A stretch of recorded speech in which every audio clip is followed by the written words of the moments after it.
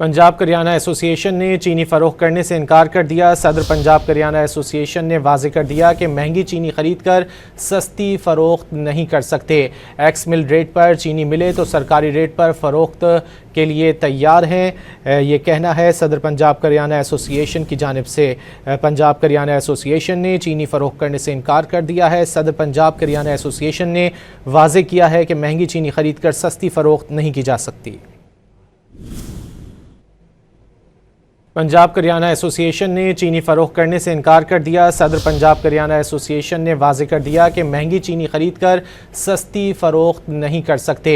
X मिल rate पर चीनी मिले तो सरकारी रेट पर फ़रोख्त के लिए तैयार हैं, ये कहना है सदर पंजाब करियाना एसोसिएशन की जानिब से।